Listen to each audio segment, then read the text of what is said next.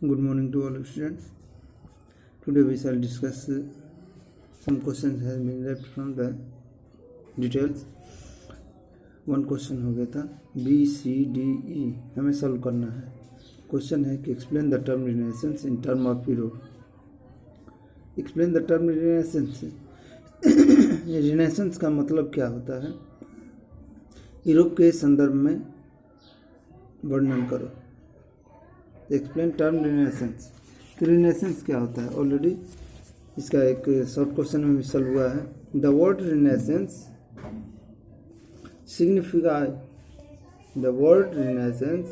signifies rebirth. It is related to rebirth of the art culture. Renaissance began in Italy. यहाँ से शुरू करना है और आगे कहाँ तक लिखना है? In Italy, slowly spread in other part of Europe. People started taking interest in the great ancient Greek and Roman civilization and their achievement in the field of culture.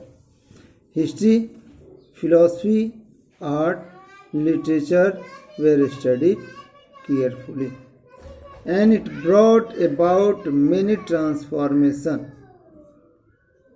It brought about many transformations and changes in the face of Europe. यहाँ तक लिख देना है. थोड़ा लंबा है, long question है. Renaissance का मतलब क्या होता है? रिबर्थ. रिनेसेंस कहाँ से शुरू हुआ था? तो इटली से शुरू हुआ था.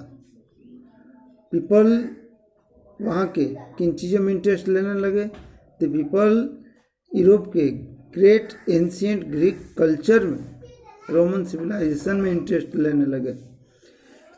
N achievement in the field of culture, history, philosophy, art, literature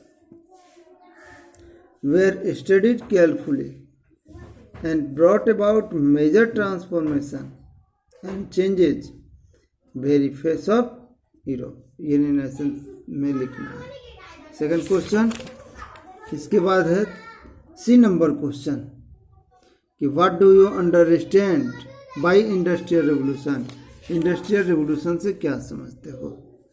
तो इंडस्ट्रियल रेवोल्यूशन वाले टॉपिक में चला जाए. इंडस्ट्रियल रेवोल्यूशन में क्या दिया है?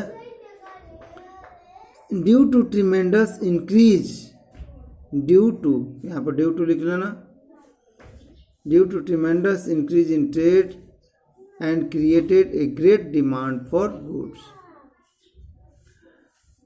Since the system of producing goods at home could not fulfill the growing demand of market.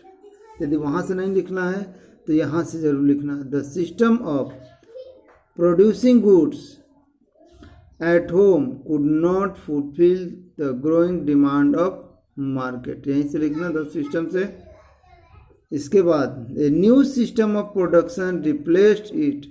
एक नया प्रोडक्शन का सिस्टम जो था इसे क्या किया? रिप्लेस किया. And this was the factory system in which the production was done with the help of machine. This is known as industrial revolution.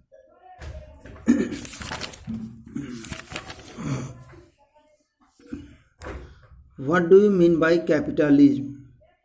पूंजीवाद से क्या समझते हो? पूंजीवाद, कैपिटलिज्म. कैपिटलिज्म है यहाँ पर. अब देखना कैपिटलिज्म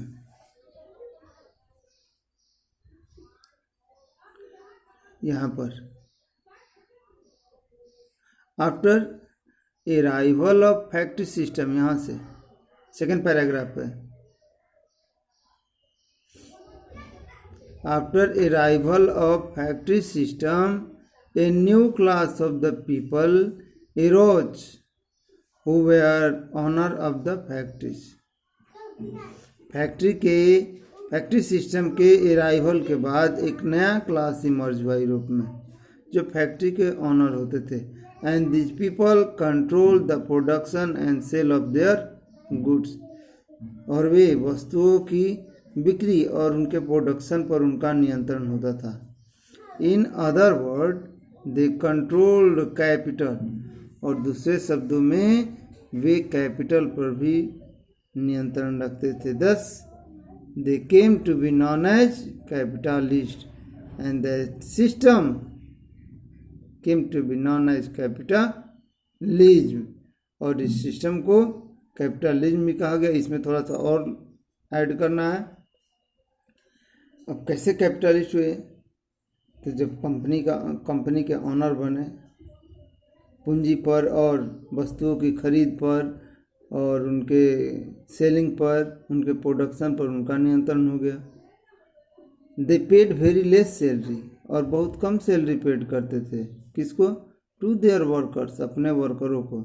एंड एक्सप्लॉइटेड देम, और उनका शोषण करते थे। इन न्यूमरस वे, विभिन्न प्रकारों से। और इस सिस्टम को क्या कहा गया? The system came to be known as capitalism. तो यहाँ से लिखना दिस पीपल, यहाँ से चलो इस पैराग्राफ से after arrival of factory system, और कहाँ तक लिख देना?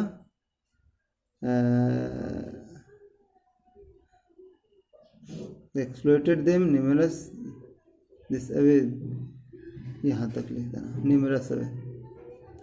And this system came to be known as capitalism, यहाँ तक क्लियर।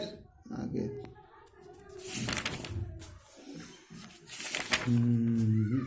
इम्पायरलिज्म, define term इम्पायरलिज्म। इम्पायरलिज्म ये भी था। इम्पायरलिज्म किसको कहते हैं?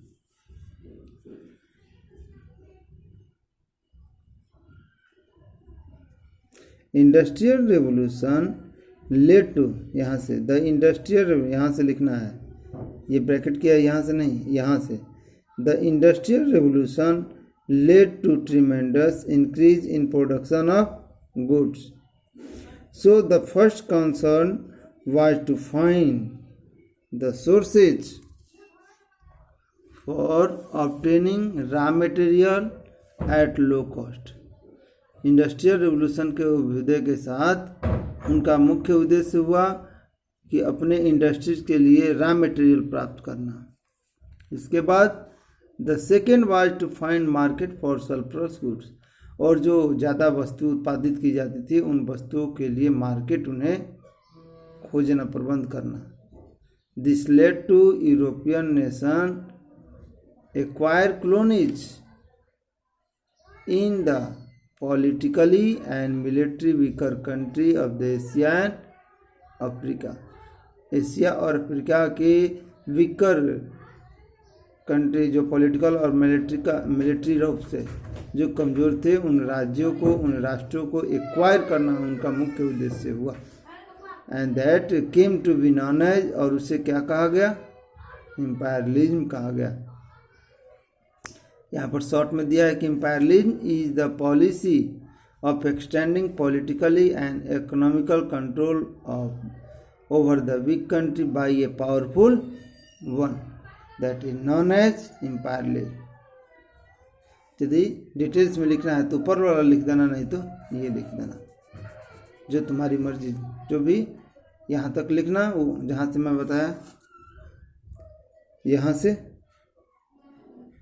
द इंडस्ट्रियल रेवोल्यूशन, इम्पायरलिज्म क्यों शुरू हुआ, तो यहाँ से और कहाँ तक, तो वीकर कंट्रीज या एशिया एंड अफ्रीका, नहीं तो ये वाला 3 लाइन, जो भी तुम्हारी मर्जी।